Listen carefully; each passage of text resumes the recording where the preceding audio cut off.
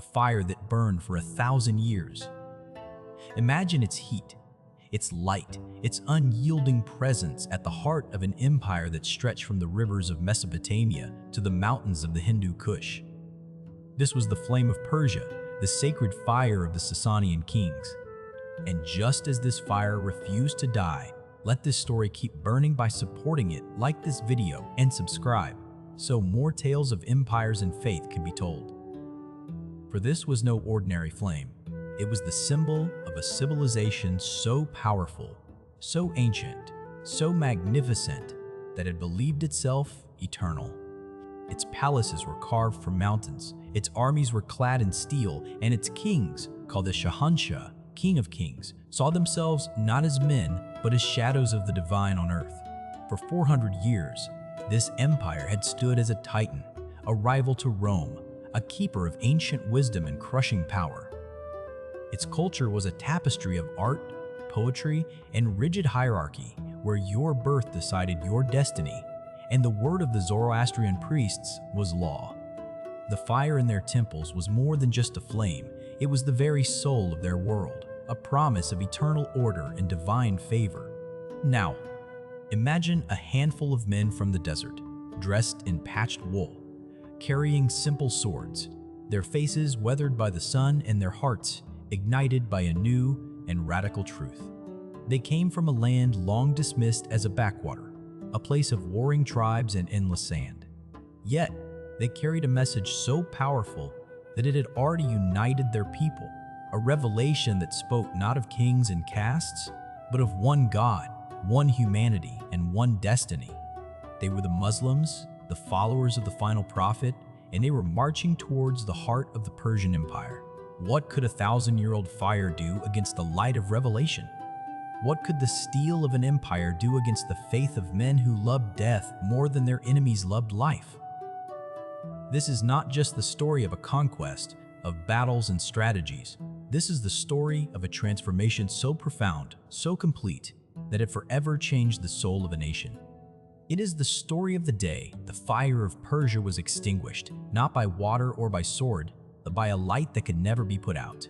It is the story of the day Islam came to Iran and remade it forever, a testament to the undeniable truth that no empire, no king, no earthly power can stand when Allah decrees a new dawn for humanity. The world had never seen a power quite like the Sassanian Empire of Persia.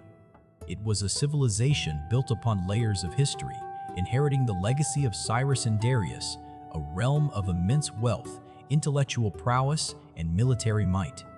In its capital, Ctesiphon, stood the Tak Khazra, the great archway of the palace, an architectural marvel so vast that it humbled every ambassador and king who entered its shadow.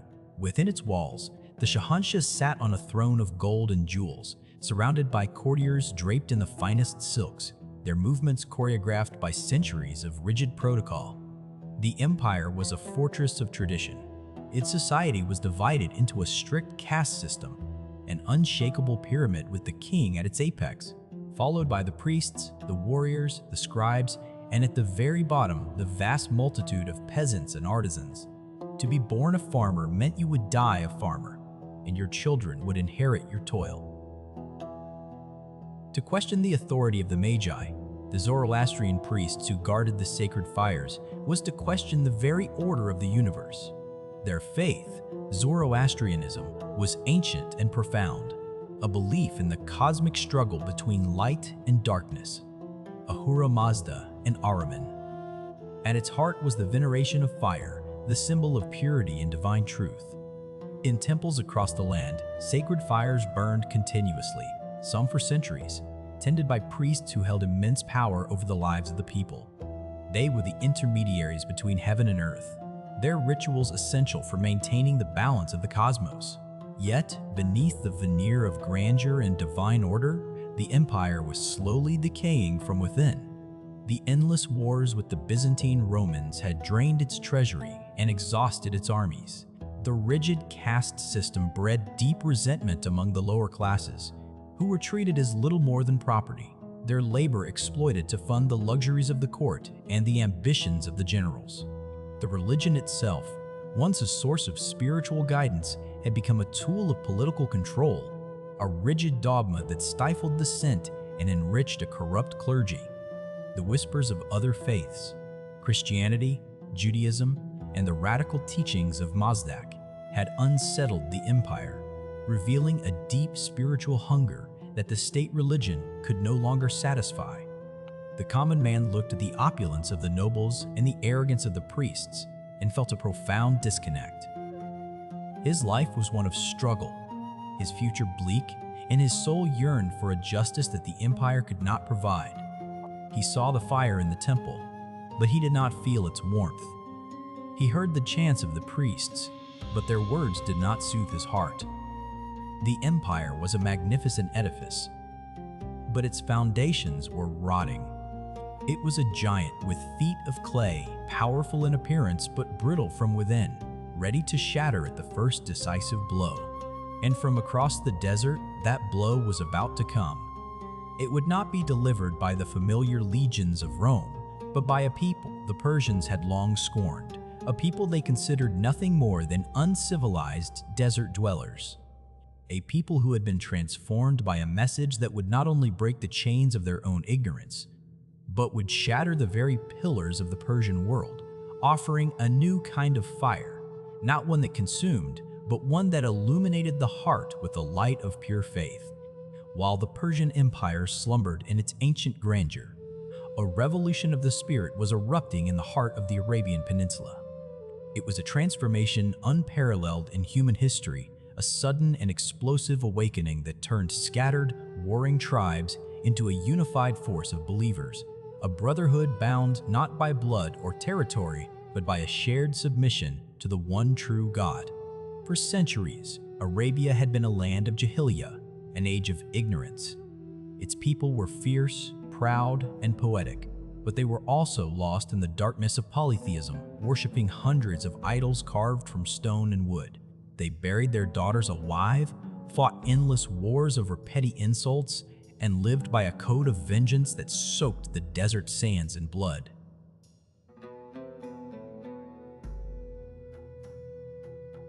They were a people without a center, a nation without a state, a body without a soul. Then, a man arose among them, a man known for his truthfulness and integrity, Muhammad ibn Abdullah, the final messenger of Allah. From the solitude of a mountain cave, he brought forth a revelation, the Quran, a message so pure, so powerful, and so eloquent that it silenced the poets and humbled the chieftains. It spoke of a single, merciful creator, of a day of judgment when all souls would be held accountable, and of a new social order based on justice, compassion, and equality. It declared that the noblest among people were not the wealthiest or the most powerful, but the most righteous. This message was a cataclysm. It challenged every aspect of their old world. It demanded that they abandon the idols of their forefathers, break the chains of tribalism, and submit to a higher authority, the law of God. The resistance was brutal. The early Muslims were mocked, starved, tortured, and driven from their homes. Yet, their faith was unshakable. They were fueled by a certainty that was more powerful than any worldly force. They had tasted the sweetness of Iman, a direct connection to their Creator that freed them from all other fears. In a few short years, this small band of believers, guided by the Prophet, achieved the impossible. They united the Arabian Peninsula, replacing the chaos of tribal warfare with the order of a just state. The man who once buried his daughter now wept at the sight of an orphan. The warrior who once fought for glory now fought for the pleasure of Allah, ready to sacrifice his life for a cause greater than himself.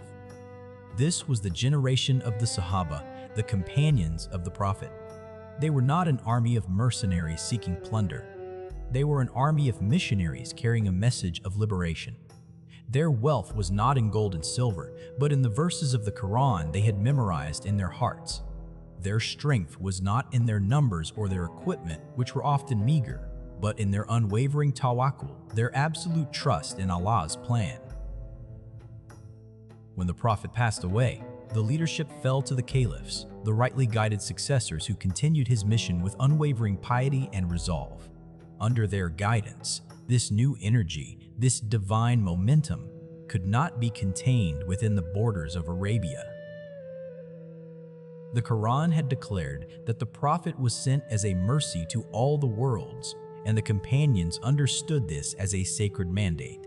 They saw the great empires of Persia and Rome not as unconquerable giants, but as lands shrouded in darkness, their people oppressed by tyrants and priests, waiting for the light of Islam.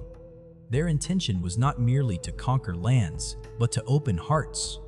The choice they offered to the nations was simple and just: embrace Islam and become brothers in faith with full equality, or maintain your own faith and live under the protection of the Muslim state by paying a tribute, the jizya, which guaranteed their security and freedom of worship.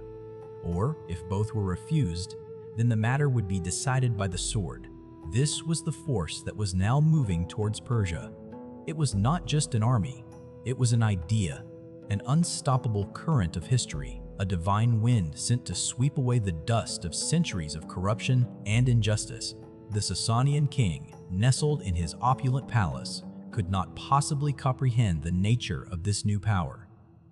He saw only a band of impoverished Bedouins, a nuisance to be swatted away by his mighty, armored cavalry. He could not see that he was facing men who carried paradise in their hearts, men who saw martyrdom not as a defeat, but as the ultimate victory. The clash was inevitable, a collision between a world that was dying and a world that was being born. The fire of Persia, tended for 1,000 years, was about to meet the light of Arabia, revealed in a single night of power, and the world would never be the same. The first encounter between the nascent Islamic Caliphate and the mighty Sassanian Empire was not a full-scale war, but a series of ripples that heralded the coming storm. It began with raids and skirmishes along the fringes of the empire in the fertile lands of Iraq, where Arab tribes had long lived under Persian dominion. These early clashes, led by brilliant Muslim commanders like Khalid ibn al-Walid, known as the Sword of Allah, were shockingly successful. The Muslim forces, though vastly outnumbered and poorly equipped compared to the professional Sassanian armies, fought with a ferocity and strategic genius that baffled the Persian generals. They moved with the speed and unpredictability of the desert itself, striking hard and then vanishing, their morale unbreakable, their purpose clear. They were not fighting for a king or for gold. They were fighting for God. The news of these defeats reached the Sassanian capital of Ctesiphon, causing unease but not yet alarm. The Shahanshah, Yazdegerd III, a young and inexperienced ruler who had ascended a throne destabilized by internal strife, dismissed the Arabs as mere bandits. He dispatched larger and larger armies to crush the incursions, confident that the might of his empire would prevail. Yet, each time, his forces were met with humiliating defeat. The Persian soldiers, accustomed to rigid formations and hierarchical command, could not cope with the fluid guerrilla tactics of the Muslims. More importantly, they lacked the motivation of their opponents. The Persian soldier fought for a distant king and a meager salary. The Muslim mujahid fought for an eternal reward and the promise of paradise. Before the decisive confrontation, in accordance with Islamic tradition, the Caliph Umar ibn al-Khattab dispatched an envoy to the Persian court. This was not a plea for peace from a position of weakness, but a formal invitation, a summons to the truth. A delegation of rough-hewn Arabs, their clothes simple, their demeanor proud and fearless, arrived at the magnificent palace of Ctesiphon. They walked across carpets of silk and stood before the golden throne of Yazdegerd III, who looked upon them with a mixture of curiosity and contempt. The king, surrounded by his nobles and priests, demanded to know why they had come. The Muslim spokesman, with the unshakable confidence of a man who fears none but Allah, delivered a message that stunned the court into silence. He spoke not of conquest or plunder, but of God and his messenger. He described the darkness of their own past, the ignorance and idolatry from which Islam had saved them, and the new world of justice, equality, and brotherhood it had created. He then offered the king the same choice that was offered to all except Islam and share in its blessings: pay the jizya and live in peace under Muslim protection with freedom of religion, or face a war you cannot win. Yazdegerd was enraged by their audacity. He mocked their poverty, their harsh land, and their simple faith. "You were the most wretched of people," he sneered. "I will send an army that will not only defeat you but will discipline you." In a gesture of ultimate insult, he ordered a basket of dirt to be brought and placed upon the head of the Arab envoy, symbolizing that the Arabs would gain nothing but the dust of his empire. The Muslim envoy, however, saw the gesture not as an insult, but as a divine omen. He accepted the basket of dirt and declared, "You have just handed us the soil of your kingdom." He and his companions departed, leaving the Persian court seething with arrogance and anger, completely oblivious to the fact that they had just sealed their own doom. The king had rejected the call to guidance and had chosen war. The stage was now set for one of the most decisive battles in human history, a confrontation that would determine the fate of an empire and the direction of civilization for centuries to come. On one side stood the Persian army, a vast and glittering host with tens of thousands of soldiers, heavily armored cavalry, and a terrifying corps of war elephants that had trampled many an enemy into the dust. On the other side stood the Muslim army, a fraction of the size, a humble force of desert warriors, their only true armor the strength of their faith. The winds of change were blowing across the plains of Iraq, and the world held its breath. The ancient order was about to be challenged, and the very foundations of the Persian world were about to be shaken to their core. The arrogance of the king had left no room for diplomacy. Now, only the sword could decide the fate of Persia, and indeed the future of a vast portion of the world would be settled on a dusty plain known as Qadisiyyah. It was here that the full might of the Sassanian Empire, the pride of 4 centuries of rule, was gathered to crush the upstart Arab Muslims once and for all. The Persian commander, Rustam, a veteran general of noble blood, commanded a force that was a spectacle of imperial power. Estimates vary, but historical accounts speak of an army numbering over 100,000 men. They were a professional, disciplined force, arrayed in deep, organized ranks. Their elite cavalry, the Savarin, were encased in chainmail and steel helmets, a fearsome sight for any opponent. But their most terrifying weapon was a squadron of war elephants, massive beasts draped in armor, with warriors perched in howdahs on their backs, ready to smash through enemy lines and spread chaos and terror. The ground trembled as they moved into position, their trumpeting calls echoing across the plain like the roar of a vengeful god. Facing this immense host was the Muslim army, led by the noble companion of the Prophet, Sa'd ibn Abi Waqqas. Their numbers were a mere 30,000. They were not a professional army in the Persian sense. They were a brotherhood of believers, men from different tribes, now united by a single purpose. Their equipment was simple, their armor light, their appearance humble. But what they lacked in material strength, they possessed in spiritual conviction. These were men who had been transformed by the Quran. They had sat at the feet of the Prophet and had witnessed the birth of a new world. They were fighting for a cause that transcended worldly gain. Each man knew that if he fell in battle, he would be a martyr, granted immediate entry into paradise. This belief stripped them of the fear of death, turning it into a coveted prize. The battle raged for 4 days, a brutal and epic struggle that tested the limits of human endurance. The first day was the day of Armuth, a day of chaos. The Persian elephants charged, and for a moment, it seemed they would sweep the Muslims away.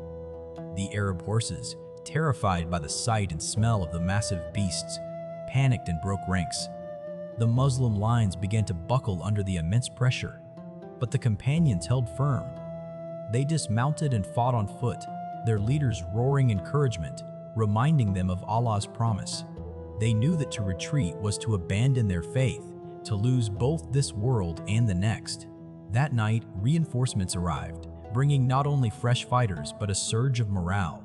The second day, the day of Agwath, saw the Muslims adapt their strategy. They targeted the elephants, aiming for their eyes and trunks, and focused on cutting the girths of the howdahs, bringing the warriors on their backs crashing to the ground. The battle was a maelstrom of dust and steel, the cries of men mingling with the screams of wounded animals. The Muslims pushed back with relentless courage, their faith a shield against the Persian onslaught. They fought not in rigid lines, but with a fluid and ferocious energy that the Persians struggled to contain. Each Muslim warrior was a commander of his own will, driven by an internal fire that no general's order could replicate. He fought with the knowledge that Allah was watching, that the angels were witnessing, and that paradise was just a sword's thrust away. The third day, the day of Imus, was the most brutal of all. The fighting was continuous, from morning until the depths of the night, a relentless grind of close-quarters combat. The sounds of battle never ceased, the clash of swords, the shouts of war cries, the prayers of the faithful. It became known as the Night of Howling, a symphony of desperation and defiance. In the heart of the darkness, the Muslim warriors did not tire. They recited the Quran as they fought, its verses a source of strength and tranquility amidst the slaughter. Their commander, Saad, though too ill to fight on the front lines, directed the battle with strategic brilliance, sending orders and encouragement from his vantage point. He reminded his men of the stakes. They were not merely fighting for a piece of land, but for the soul of a people, for the chance to bring the light of Islam to a nation lost in the darkness of shirk. The turning point came on the fourth day. A fierce sandstorm, a child of the desert the Arabs knew so well, suddenly erupted. The wind howled, whipping sand into the faces of the Persian soldiers, blinding them, throwing their ranks into confusion. For the Muslims, the storm was a sign, a wind from Allah, a divine intervention that they had prayed for. They saw it not as a hindrance, but as an ally. Emboldened, they launched a final, desperate assault. A small group of elite warriors fought their way through the chaos to the Persian command center, reaching the throne of the general, Rustam. In the heart of the storm, the symbol of Persian might was cut down. The death of their commander shattered the morale of the Sassanian army. A force that had been held together by hierarchy and discipline now dissolved into panic. The retreat became a rout. Thousands were cut down as they fled, their heavy armor now a burden that sealed their fate. By the time the storm subsided and the dust settled, the plain of Qadisiyyah was littered with the remnants of a once great army. The glittering pride of Persia had been humbled by the humble servants of Allah. The battle was over. It was more than a military victory. It was a psychological and spiritual earthquake. The myth of Sassanian invincibility had been shattered forever. The gates of Persia had been thrown open, not by a conquering king, but by the unwavering faith of a few thousand desert dwellers who believed in the promise of their Lord. The news of this cataclysmic victory spread like wildfire, sending a shockwave of hope through the Muslim world and a tremor of terror through the heart of the Persian Empire. The fire in their temples still burned, but its light seemed dimmer now, its warmth a cold comfort against the undeniable dawn that was rising from the south. The fall of Ctesiphon was not merely the capture of a city, it was the symbolic death of an ancient world. After the crushing defeat at Qadisiyyah, the path to the Sassanian capital lay open. The Muslim army, their spirits soaring, their faith vindicated, marched towards the heart of the empire. Ctesiphon was not a single city, but a sprawling metropolis on the banks of the Tigris River, a testament to centuries of Persian wealth and power. It was protected by the river and formidable walls, a treasure house of a civilization. As the Muslim forces approached, they were met with a sight that would have intimidated any other army. The city glittered in the sun, its palaces and towers defiant. But the spirit of the Persian defenders was broken. The news of Qadisiyyah had preceded the Muslims, sowing seeds of despair. The leadership was in disarray, with the Shahanshah, Yazdegerd III, having already fled eastward, taking with him what treasures he could carry and abandoning his capital to its fate. The siege of Ctesiphon was brief. The remaining Persian forces, demoralized and leaderless, put up a scattered resistance but were quickly overcome. The Muslim soldiers, many of whom had never seen a city of such scale, crossed the Tigris and entered the legendary capital. What they found inside was beyond their wildest imagination. They walked through halls paved with marble, under ceilings adorned with gold and silver. They saw carpets woven with precious stones, depicting lush gardens and royal hunts. They entered the legendary White Palace, the royal residence, and stood in awe beneath the great archway of Taqasra. Here, they found the throne of the king, a masterpiece of craftsmanship, and mountains of treasures accumulated over centuries of conquest and taxation. Gold, silver, jewels, crowns, and luxurious silks in quantities they had never conceived of. The story of their entry into this palace of wonders has become a legend of Islamic history, a powerful parable of humility and faith. These men, who had come from a life of hardship in the desert, were not corrupted by the immense wealth that lay at their feet. Their commander, Sa'd ibn Abi Waqqas, gathered all the treasures, from the smallest gem to the king's magnificent crown and sword, and ensured that every single item was catalogued and sent to the Caliph Umar in Medina. Not a single soldier dared to conceal even a small coin for himself, for they knew they were accountable to a higher authority. Their reaction was not one of greed, but of gratitude and awe at Allah's power. One of the most poignant moments occurred when the Muslim soldiers entered the great audience hall. Seeing this monument to worldly power and opulence, they did not celebrate their conquest with arrogance. Instead, they remembered the words of the Quran. Sa'd recited the verses from Surah ad-Dukhan, which speak of the downfall of Pharaoh, a passage that felt as if it had been revealed for this very moment. How many were the gardens and springs they left behind, and the fields and the stately mansions and the fine things in which they took delight. So it was, and we made another people inherit them. In that moment, the hall was transformed from a symbol of Persian pride into a mosque. The call to prayer was made, and these humble desert warriors, dressed in their simple, patched clothing, stood in prayer on the priceless silk carpets of the Persian kings. They prostrated themselves before their lord, their foreheads touching the ground that had once borne the weight of an arrogant emperor's throne. This act was the true conquest. It was not the capture of wealth, but the assertion of a new truth, that all power, all glory, and all dominion belong to Allah alone.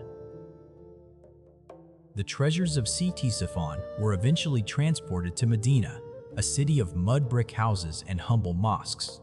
When the Caliph Umar saw the sheer scale of the wealth, the carpets, the crowns, the mountains of gold, he did not rejoice. Instead, he wept. When asked why he was crying at a moment of such victory, he replied, "I weep because wealth like this has never entered a people except that it caused enmity and division among them."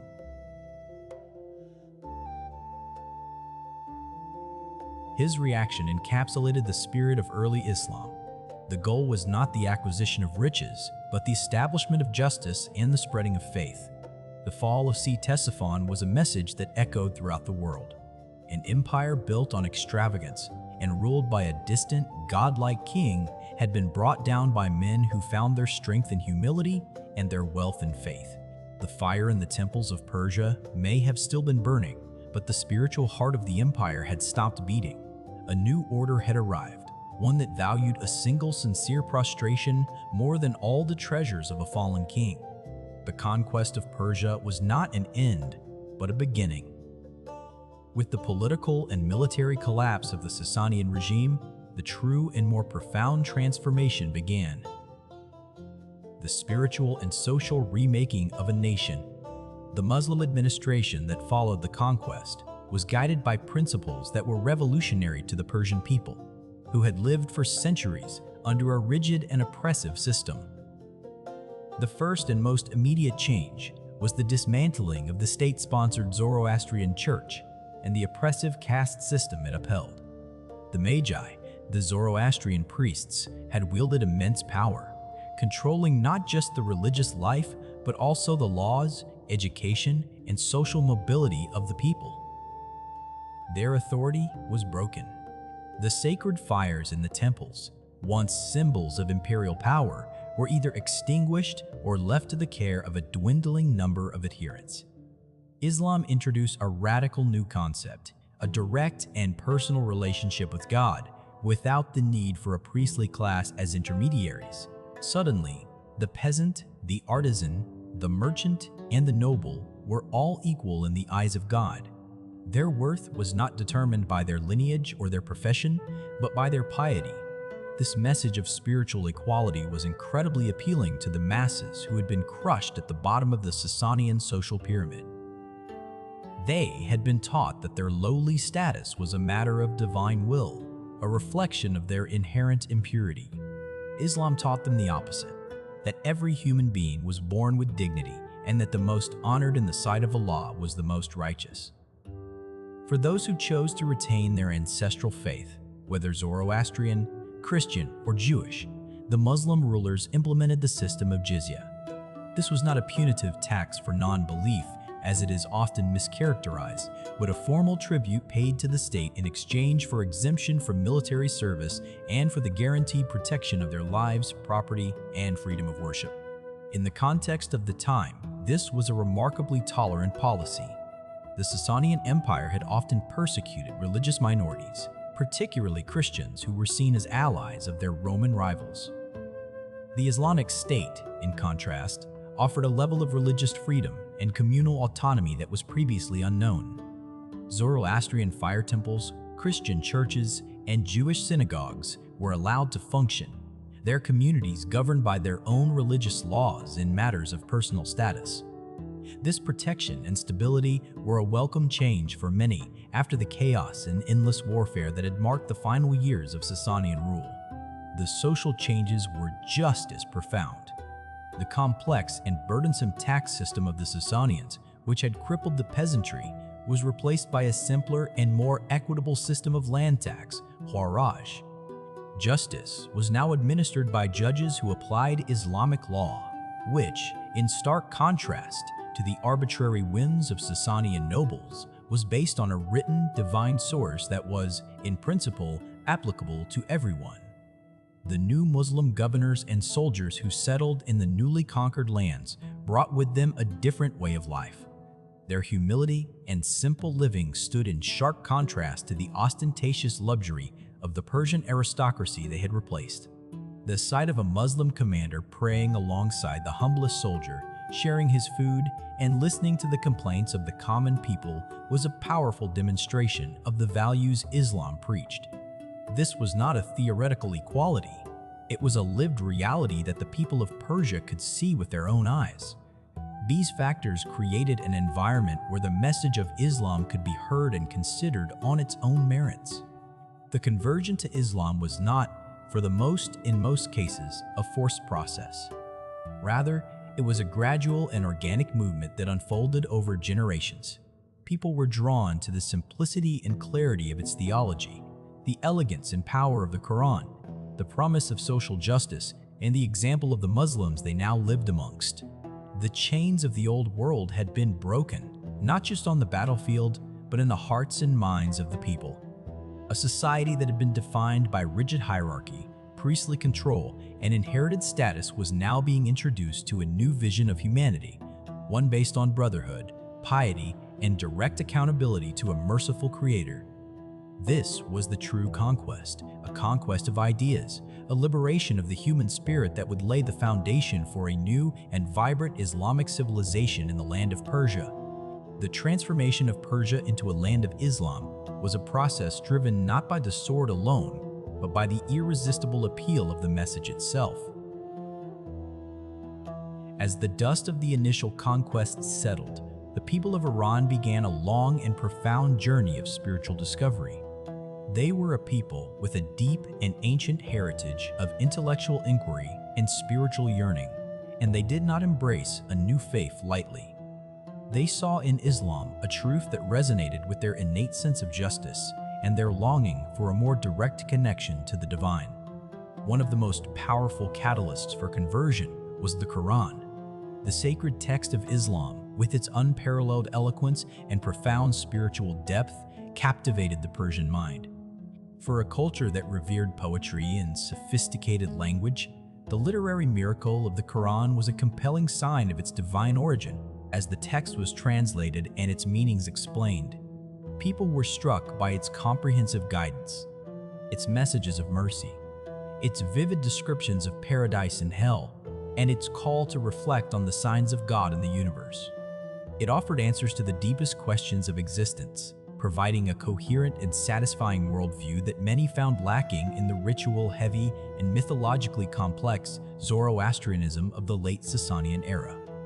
The character of the early Muslims also played a crucial role. The companions of the Prophet and the generation that followed them, who administered the new lands, were not merely conquerors, they were living embodiments of the faith they preached. Their piety, their honesty in trade, their compassion for the poor, and their commitment to justice left a lasting impression. Stories of the Caliph Umar ibn al-Khattab's simple lifestyle and his unwavering insistence on justice for all, Muslim and non-Muslim alike, spread throughout the empire. People saw that Islam was not just a set of beliefs, but a blueprint for a righteous life and a just society. This lived example was more persuasive than any sermon. A particularly influential figure in bridging the Arab and Persian worlds was Salman al-Farsi, or Salman the Persian. He was a companion of the Prophet Muhammad, a man who had undertaken a remarkable spiritual odyssey, leaving his life as the son of a Zoroastrian noble in Persia to search for the truth. His journey led him through Christianity and eventually to Medina, where he met the Prophet and embraced Islam. He became one of the most beloved and respected companions, known for his wisdom, piety, and strategic military mind. His story was a powerful symbol for his fellow Persians. It showed that one could embrace Islam without abandoning one's identity. In fact, one could become an integral part of the Muslim community at the highest level. Salman represented the universality of Islam, the truth that it was not a religion for Arabs alone, but for all of humanity. His example demonstrated that piety, not ethnicity, was the true measure of a person's worth in Islam, a message that resonated deeply in a society emerging from a rigid, ethnically stratified system. The social and economic incentives for conversion cannot be ignored, but they were part of a larger picture.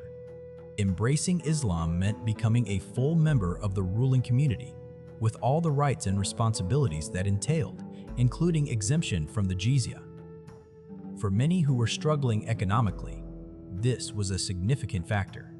However, to reduce the conversion of a whole civilization to mere opportunism is to miss the profound spiritual shift that was taking place.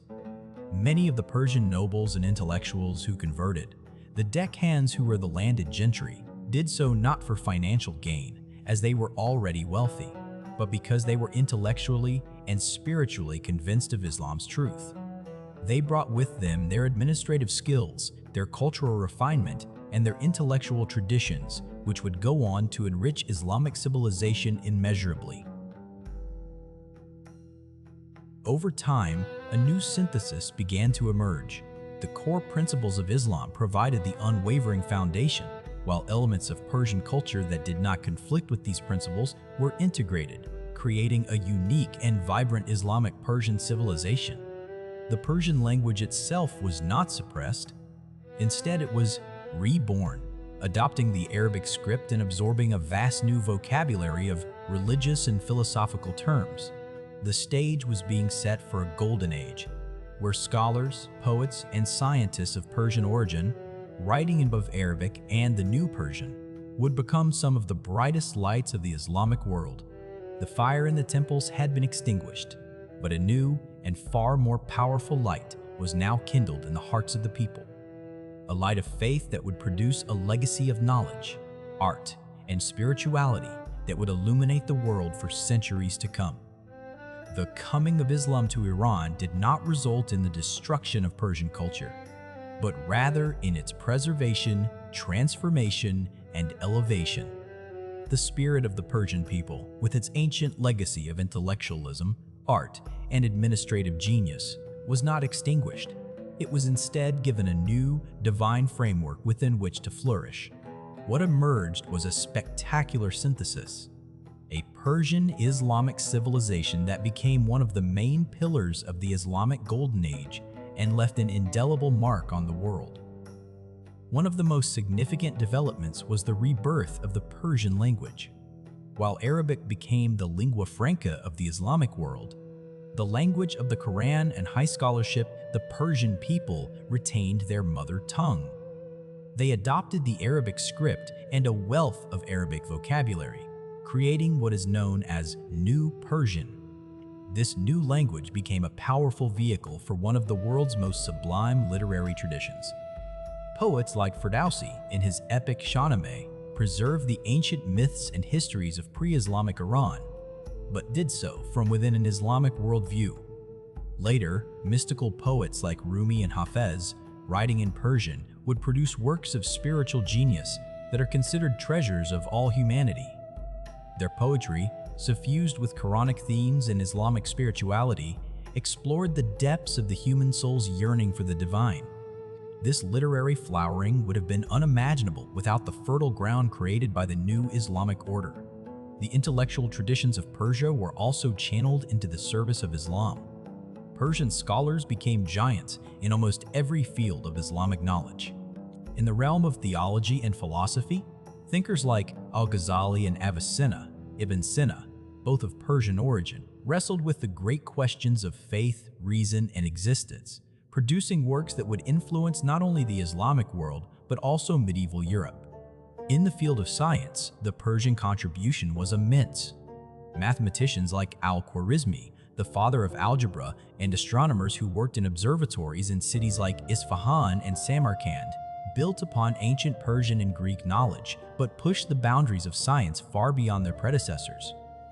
Their work was driven by a worldview that saw the study of the natural world as a way of understanding the signs of the Creator. The administrative skills of the Persians, honed over centuries of imperial rule, were also put to use by the new Islamic caliphates. Persian ministers, scribes, and bureaucrats helped to build the sophisticated administrative machinery of the Abbasid Caliphate, centered in nearby Baghdad. Their systems of taxation, postal service, and courtly protocol became the model for governance throughout the Islamic world. This was not a simple continuation of the old Sassanian ways, but an adaptation and refinement of them, now guided by the ethical principles of Islamic law. The artistic genius of Persia also found new expression. While Islam discouraged the depiction of human figures in religious art, this constraint led to an explosion of creativity in other forms. Persian artists became masters of calligraphy, turning the written word into a sublime art form. They developed intricate geometric patterns and arabesque designs that adorned mosques, palaces, and manuscripts, reflecting the order and infinite nature of the divine. The Persian miniature painting, a delicate and detailed art form, flourished, often illustrating scenes from epic poems and historical chronicles. The famous Persian carpet, with its rich colors and complex designs, became a symbol of beauty and craftsmanship, its patterns often representing a vision of paradise. This cultural flourishing was possible because Islam, in its essence, is not a culturally destructive force, but a civilizing one. It provides a universal framework of belief and ethics, Tawhid and Sharia, but allows for a diversity of cultural expression within that framework. The encounter between the divine revelation carried by the Arabs and the ancient cultural genius of the Persians created a synergy that produced some of the greatest achievements in human history. The legacy of this transformation is still visible today. Iran is a nation whose identity is profoundly and inseparably Islamic, yet also distinctly Persian. The memory of Cyrus and Persepolis is part of its national story, but it is a story that is now read through the lens of 14 centuries of Islamic faith. The fall of the Sassanian Empire was not the end of the Persian story. It was the moment of its rebirth, the day a nation was freed from the shackles of a decaying and oppressive order and was given the opportunity to channel its immense talents into a new and lasting civilization. One built not around the fire of a temporal king, but around the eternal light of the one true God. That day did not mark an end, but a glorious new beginning. When we reflect on the day Islam changed Iran forever, we are witnessing one of the most profound and pivotal moments in the grand narrative of human history. It is a story that transcends the simple chronicle of kings and battles. It is a powerful testament to the transformative power of faith, the fragility of worldly empires, and the mysterious and often astonishing ways in which the divine plan unfolds. It is a lesson written across the canvas of a civilization, a lesson that resonates with us today with undiminished force. The story began with an empire that seemed invincible, a culture that measured its age in millennia, and a religion symbolized by a fire that was never meant to die. The Sassanian Empire of Persia was the embodiment of worldly power, of pride, of tradition carved in stone. Yet, its strength was an illusion. Its foundations were eaten away by internal decay, by the bitterness of social injustice, the arrogance of its rulers, and the spiritual emptiness that had crept into its ancient rituals. It was a world waiting for a change, a people thirsting for a mercy they did not even know how to ask for. And that mercy came from the most unexpected of quarters. It came from the desert, carried by men who possessed none of the world's treasures, but were enriched by a treasure from the heavens, the Quran. These men, the companions of the final prophet, were armed with a certainty that no army could face. They were not driven by greed or a lust for power, but by a divine mandate to liberate humanity from the worship of created things and bring them to the worship of the Creator alone. The clash between these two worlds, between the ancient empire and the nascent community of believers, was a collision of destinies.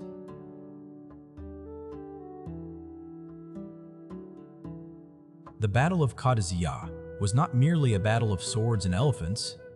It was a battle of ideas. It was the certainty of faith against the arrogance of power. It was the spirit of brotherhood against the rigidity of caste. It was the humility of men who prostrated before their God against the pride of men who bowed before a king. The sandstorm that turned the tide of that battle was more than a freak of weather. It was a symbol of a divine wind that was sweeping through the world, blowing away the old order to make way for the new. The fall of Ctesiphon and the sight of humble Muslim soldiers praying on the priceless carpets of the Persian kings is one of the most powerful images in history. It is a stark reminder that all earthly glory is fleeting. Palaces crumble, thrones turn to dust, and empires vanish like inscriptions in the sand. What endures is the simple, sincere act of submission to the Lord of the worlds. The true victory was not in the capture of treasure, but in the capture of hearts. The transformation of the Persian people to Islam was a gradual and organic process, a testament to the fact that faith cannot be truly imposed by force, but must be accepted by a convinced heart and an enlightened mind. They saw in Islam a message of radical equality, of social justice, and of a direct, unmediated connection to a merciful God. They embraced it, and, in doing so, they did not lose themselves.